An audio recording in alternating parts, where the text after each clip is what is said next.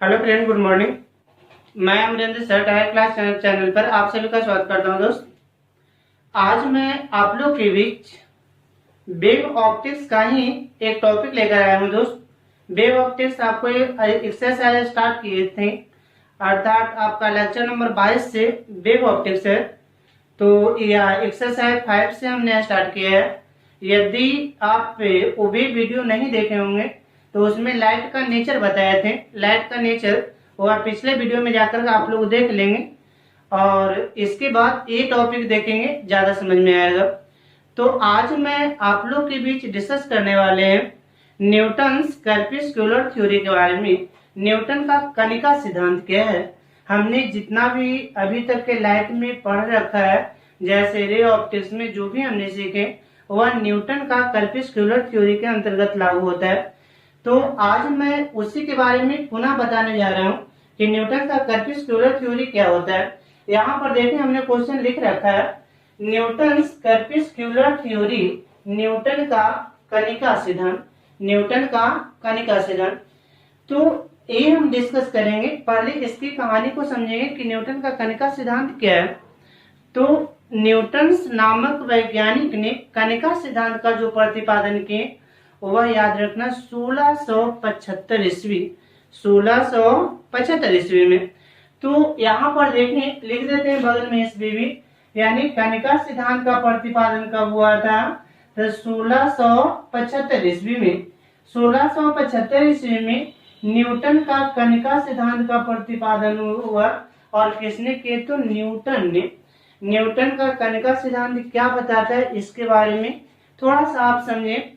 Newton का कणिका सिद्धांत से यह कहना था कि जब हम किसी कंडील को जलाते हैं, मान लें आपके पास में एक कंडील है और एक कंडील को आप जला दिए, ठीक है, जलता हुआ कंडील। जब किसी कंडील को जलाते हैं तो कंडील जलने पर इससे लाइट के रूप में छोटे छोटे असंख्य अनगिनत कण निकलते हैं। यह कण मीडियम में चारों दिशाओं में समान रूप से फैल जाती है। कहने का अर्थ है, एक कंडील है, ये जलती है तो छोटा छोटा इससे कण निकलता है, यानी सूक्ष्म बहुत छोटी यानी माइक्रो कण निकलते हैं। तो इस रूप में इस ऐसा यानी कण निकला और एक कण निकलकर इस रूप में फैल जाता है। यहाँ से देखें, इस रूप में एक कण निकला और इसकी जो डायरेक्शन, यह चारों डायरेक्शन में कण है, वह चारों डायरेक्शन में इस रूप में फैल जाती है। यह किसने बताया थे, तो न्यूटन नामक वैज्ञानिक का कहना था कि किसी कंडील से जो लाइट निकलती है वह लाइट के रूप में क्या होता है, तो छोटे छोटे पार्टिकल निकलते हैं, बहुत छोटा सा पार्टिकल। आप कहेगा कि सर जब छोटी सी पार्टिकल है तो क्या इसका मास होता है, तो आंसर बताना, मास नहीं होता है। इतना छोटा है कि इसे हम देख नहीं पाते। अतः आप पढ़े होंगे, लाइट का डेफिनेशन भी होता है कि लाइट खुद दिखाई नहीं देती, लेकिन जिस वस्तु पर पड़ती है उस वस्तु को वह दृश्यक बना देती है। लाइट ऑलरेडी खुद दिखाई तो नहीं देता, जैसे किधर से लाइट आ रहा है या नहीं आ रहा है ये आपको पता नहीं चलता होगा, लेकिन जिस वस्तु पर पड़ती है उस वस्तु को वह दृश्यक बनाती है। अतः लाइट स्वयं अदृश्य होता है। तो ये भी जो कण है वह कैसा कण है, अदृश्य कण है। सिंपल सा है, ये सूक्ष्म है, हल्का है और अदृश्य कण है। तो सबसे फर्स्ट न्यूटन का कर्पस्कुलर थ्योरी के अंतर्गत यही बताया गया कि जब हम किसी कंडील को जलाते हैं, कंडील ही नहीं, कोई भी प्रकाशीय स्रोत हो, किसी भी प्रकाशीय स्रोत को हम जलाते हैं तो जलने के फलस्वरूप इससे असंख्य कण निकलते हैं, छोटे छोटे कण निकलते हैं और यह असंख्य माध्यम में चारों दिशाओं में समान रूप से फैल जाती है। तो एक थ्योरी था कि इससे छोटा छोटा कण निकलता है। यहाँ पर देखिए, ये छोटे छोटे कण है, हल्का है, यानी ये कैसा है, तो ये सूक्ष्म है, मतलब बहुत छोटा, माइक्रो है, हल्का है, अदृश्य है। अदृश्य मतलब ये कण क्या है, अदृश्य। अदृश्य मतलब ये कण दिखाई नहीं देती है। जो एक कण है हमारी आंखों से दिखाई नहीं देती है। आप कहेगा इसका मास, तो यहाँ पर याद रखना है, यह ऐसा कण है कि इसकी मास इक्वल टू 0, इस पर आवेश, आवेश इक्वल टू 0, यानी ये सब प्रॉपर्टी फॉलो करते हैं। यानी ए वाला जो कण है, छोटे छोटे कण निकल रही है, उसमें इतना सारा प्रॉपर्टी फॉलो कर रहे हैं। सबसे पहला यह सूक्ष्म है, अदृश्य है, मास 0 है, आवेश इक्वल टू 0, यानी न यानी प्रकाश है वह आवेशित ऑलरेडी खुद नहीं होता है। तो ये आपको बताएं, सबसे पहले न्यूटन का यानी दिया हुआ कर्पस्कुलर थ्योरी में यही बताया गया था कि जब किसी प्रकाशीय स्रोत को जलाई जाती है। चलिए इसी के बारे में हम यहाँ पर लिख देते हैं, अभी अभी हम समझाएं। अब इसी के बारे में आपको लिखते हैं, यानी सभी प्रकाशीय स्रोत, जितना भी प्रकाशीय स्रोत है वह सभी प्रकाशीय स्रोत यानी सूक्ष्म, हल्का, सूक्ष्म और हल्का इससे कण निकलते हैं, सूक्ष्म हल्के कण निकलते हैं। तो सभी प्रकाशीय स्रोत से यहाँ पर लिख देते हैं सभी प्रकाशीय स्रोत, स्रोत से, स्रोत मतलब सोर्स हो गया, कोई भी सोर्स है, लाइट का सोर्स है, यानी सभी प्रकाशीय स्रोत से, यानी सभी प्रकाशीय स्रोत से, यानी कह सकते हैं यानी हल्के, सूक्ष्म मतलब बहुत छोटा, सूक्ष्म का मतलब बहुत छोटा, तो यहाँ पर लिख सकते हैं यानी सूक्ष्म हल्का यानी हल्के कण निकलते हैं, कण निकलते हैं। जितनी भी प्रकाशीय स्रोत है सबसे सूक्ष्म हल्का कण निकलता है। एक छोटा छोटा कण है वह सूक्ष्म और हल्का कण निकलता है। तो ये आपको सबसे फर्स्ट में बताएं कि जितनी भी प्रकाशीय स्रोत है वह सभी प्रकाशीय स्रोत से यानी सूक्ष्म और हल्का कण निकलता है, सूक्ष्म और हल्का कण निकलता है। तो यहाँ पर सूक्ष्म और हल्का कण निकलता है। सेकंड पॉइंट इसको समझेंगे, दूसरा नंबर, यानी निकला हुआ कण चारों दिशाओं में समान रूप से फैलता है। निकला हुआ कण है वह चारों दिशाओं में समान रूप से फैलता है। यहाँ पर देखें लिख देते हैं, यानी निकली हुई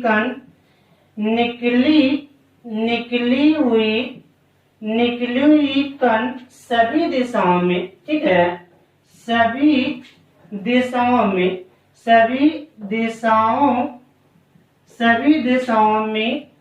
समान रूप से फैलती है, समान रूप से फैलती है, सभी दिशाओं में समान रूप से फैलती है। जितने भी कण है, छोटा छोटा टुकड़ा है, वह समान रूप से जितना चारों डायरेक्शन में इक्वल वे में वह चारों दिशाओं में फैलती है। अब देखिए इसके बाद है कि जब यह कण हमारे आंख की रेटिना पर पड़ती है, तीसरा पॉइंट लिख रहे हैं कि जब यह कण हमारी आंख के रेटिना पर, किसका, तो आंख के रेटिना पर पड़ती है, आंख के रेटिना पर पड़ती है, तब हम किसी वस्तु को देख पाते हैं। यहाँ पर लिख देते हैं, तब हम किसी वस्तु को देख पाते हैं। जैसे मान के चले यहाँ पर ये हमारी आंख है, ठीक है, ये हमारी क्या हुआ, आंख हो गया। अब जैसे लाइट आंख पर पड़ा तो इधर से मान के चले कोई सोर्स है, स्रोत है, तो यहाँ से मान के चले एक प्रकार का ये लाइट का सोर्स हो गया। अब इससे कण निकला, ये कण कंटिन्यू इस रूप में निकल कर जा रही है, ठीक है, ऐसे निकल कर जा रही है और ये जाते जाते हमारी आंख के रेटिना पर पड़ गई। तब ये जलता हुआ कैंडल दिखेगा और इस लाइट से जितनी भी वस्तु है वह टोटल वस्तु दिखाई देता है, अन्यथा वह वस्तु दिखाई नहीं देता है। जब यह कण हमारी आंख के रेटिना पर पड़ती है तब हम किसी वस्तु को देख पाते हैं। आप देखिए नेक्स्ट चौथा नंबर में इन्होंने यह बताया था कि सभी यानी प्रकाश के सभी रंगों के लिए कणों का आकार भिन्न भिन्न होता है। प्रकाश के सभी रंग के लिए कणों का आकार, ठीक है, कणों का आकार भिन्न भिन्न होता है। मतलब हो गया कि जितना भी कलर है उन सभी के लिए इसका कणों का आकार भिन्न भिन्न होगा। जैसे आपने पढ़ा था कि श्वेत प्रकाश में 7 रंगों का मिश्रण होता है, 7 रंगों का मिश्रण है, जिसमें यहाँ पर हम कह सकते हैं कि लाल हो गया। यहाँ पर बीच वाला कैसा होता है, तो हरा हो गया। सबसे छोटा में कौन होगा, तो यहाँ पर देखिए बैगनी हो गया। यहाँ से देखिए लाल, हरा और बैगनी, लाल, हरा और बैगनी।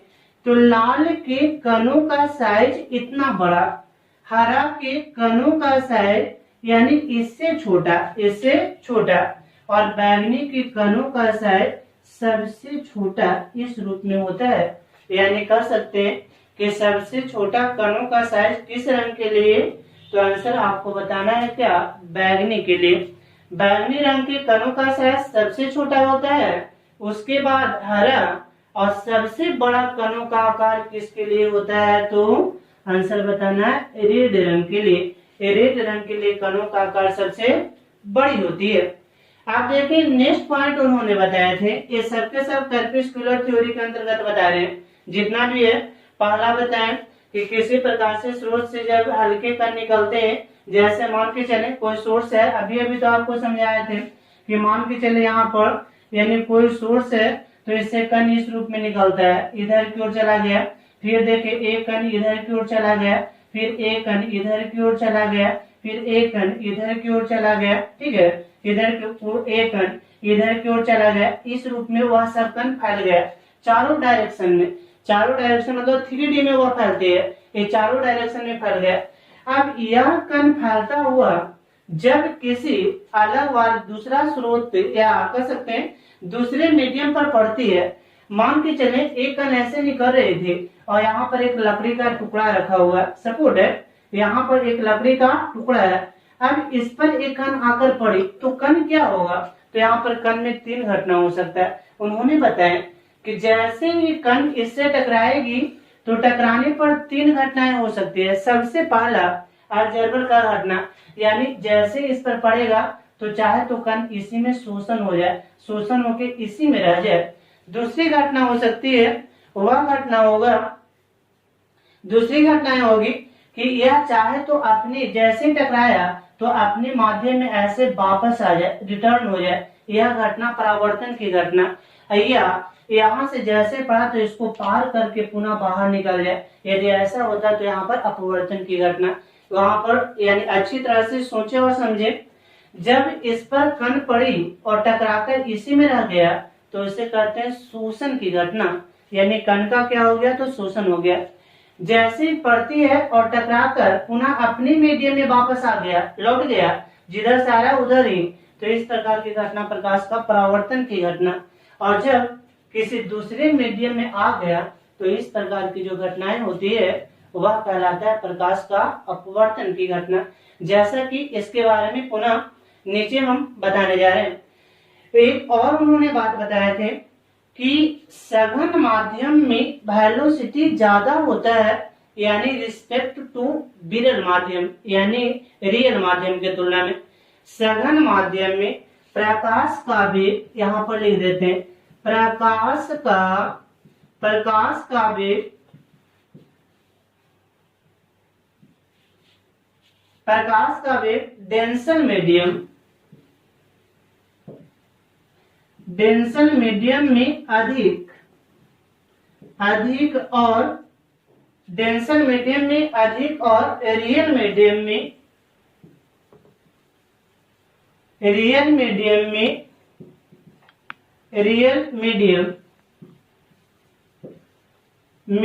में कम होता है, रियल मीडियम में कम होता है, डेंसर मीडियम में अधिक और रियल मीडियम में कम होता है। अब सवाल उठा, डेंसर मतलब क्या, तो सघन माध्यम, रियल मतलब क्या, विरल माध्यम।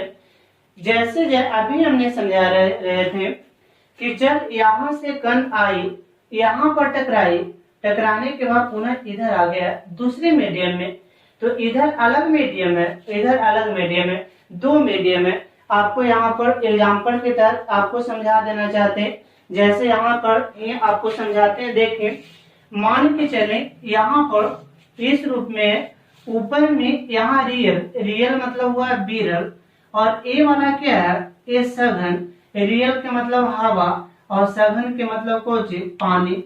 तो जैसे ही पानी पर प्रकाश पड़ती है तो पानी पर प्रकाश पड़ने पर होता क्या है, ये समझे। ऑलरेडी पानी में पहले से छोटे छोटे यानी यहाँ पर मोकुलर यानी उपस्थित होते हैं छोटे छोटे कण, यहाँ पर ऑलरेडी पहले से यानी अवेलेबल होता है पानी में। ये वाला पानी हो गया, ये हवा है।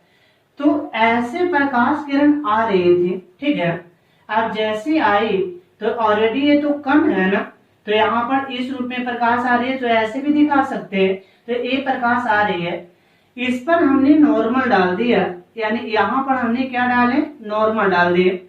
अब होगा क्या, ऑलरेडी यहाँ पहले से कण है तो इसको खींचने लगा, यानी यहाँ पर जैसे ही लाइट आया तो इसका मोलिकुलर यहाँ पर आई तो कुछ इधर की ओर, कुछ इधर की ओर, कुछ इधर की ओर, कुछ इधर की ओर, मतलब इसको पूरा खींचने लगा अपना ताकत से। तो यहाँ पर तो खींच नहीं रहा था, यहाँ खींच रहा है, तो खींच रहा मतलब वेग तो ज्यादा हो जाना चाहिए। तो उन्होंने यही सोच के बताए थे कि सघन माध्यम में वेलोसिटी ज्यादा होता है, यानी रिस्पेक्ट टू रियल माध्यम, यानी विरल माध्यम के तुलना में डेंसर मीडियम में वेलोसिटी का मान ज्यादा होता है। तो इस रूप में उन्होंने बताया कि रियल के तुलना में डेंसर में वेलोसिटी के मान ज्यादा होता है। तो इतना आपको बताएं, ये जितना भी है वह सबके सब ये न्यूटन का कणिका सिद्धांत के अंतर्गत है। एक बार फिर से हम रिपीट कर देना चाहते हैं। सबसे पहला है कि जब किसी प्रकाश से स्रोत से प्रकाश निकलती है तो ये छोटे छोटे हल्के कण सूक्ष्म कण के रूप में निकलता है, छोटे छोटे सूक्ष्म कण के रूप में निकलता है। यहाँ पर देखें सभी प्रकाश से स्रोत से सूक्ष्म और हल्के कण निकलते हैं, राइट। दूसरा नंबर में निकली हुई कण, ये निकला हुआ कण है जो इसके बारे में बात कर रहे हैं। निकली हुई कण सभी दिशाओं में समान रूप से गमन करती है, 3D में गमन करती है, यानी चारों डायरेक्शन में समान रूप से वह गमन करती है। तीसरा नंबर, यानी यही कण हमारी आंख के रेटिना पर पड़ती है तब हम किसी वस्तु को देख पाते हैं, अन्यथा हम वस्तु को देख नहीं पाएंगे। यही निकली हुई कण हमारी आंख के रेटिना पर पड़ती है तब हम किसी वस्तु को देख पाएंगे, अन्यथा वस्तु दिखाई नहीं देगी। नेक्स्ट पॉइंट में प्रकाश के सभी रंग, जैसे सूर्य किरण में 7 रंग होते हैं, 7 रंग में लाल, हरा, नीला, बैंगनी जितना भी है, प्रकाश के यहाँ पर सभी रंग के लिए कणों का आकार भिन्न भिन्न होता है। लाल के कणों का साइज बड़ा, हरों का कणों का साइज इसके तुलना में छोटा, बैंगनी का इसके तुलना में और छोटा होता है। नेक्स्ट आपको बताएं कि प्रकाश का वेग डेंसर मीडियम, डेंसर मतलब सघन, डेंसर मतलब सघन, डेंसर मीडियम में अधिक एंड रियल मीडियम में कम होता है, रियल मीडियम में कम होता है। तो ये वाला रियल मीडियम में कम होता है। यहाँ पर देखें क्यों, ऐसा आप सवाल कर सकते हैं, सर जो डेंसर में कम, यानी डेंसर में आप बता रहे हैं कि डेंसर मीडियम में वेलोसिटी ज्यादा एंड रियल में कम, क्यों। तो यहाँ पर देख सकते हैं ये डेंसर मीडियम है और ये वाला रियल मीडियम है। तो डेंसर में यानी इसका डेंसर मीडियम में जो वेलोसिटी है, ये डेंसर मीडियम में वेलोसिटी ज्यादा है क्योंकि ऑलरेडी पहले से इसमें कण है और इस कण को आकर्षण अट्रैक्शन करता है, खींचता है, और खींचने के कारण यानी वहां पर वेलोसिटी बढ़ जाता है और यहाँ पर वेलोसिटी घट जाता है। अब सवाल उठा क्या ये दिया हुआ सब थ्योरी 100% सही है या गलत है। तो आपको याद रखना है ये थ्योरी गलत दिया हुआ है आपका। इसके बाद हालांकि 100% पुष्टि नहीं होता है, गलत है, लेकिन फोको नामक वैज्ञानिक 1850 ईस्वी में, फोको नामक वैज्ञानिक 1850 ईस्वी में जब ये सत्यापन कर दिए कि नहीं ये जो कह रहे हैं जो उल्टा है, सघन मीडियम में वेलोसिटी कम होता है रिस्पेक्ट टू विरल के, तो यहाँ के बाद लोग ये थ्योरी को गलत मानने लगे। जब तक यह प्रूफ नहीं हुआ था, जब तक ये थ्योरी को ऑलरेडी सब लोग मान रहे थे। तो ये ऑलरेडी हमने बताया न्यूटन का कणिका सिद्धांत। अब आगे हम बताएंगे कि न्यूटन के कणिका सिद्धांत को गलत क्यों किया गया, ये गलत होने का रीजन क्या है। तो वे आप नेक्स्ट वीडियो में देखेंगे। यहाँ तक आपको न्यूटन का कणिका सिद्धांत, कर्टिस-केलर थ्योरी को हमने समझा दिया।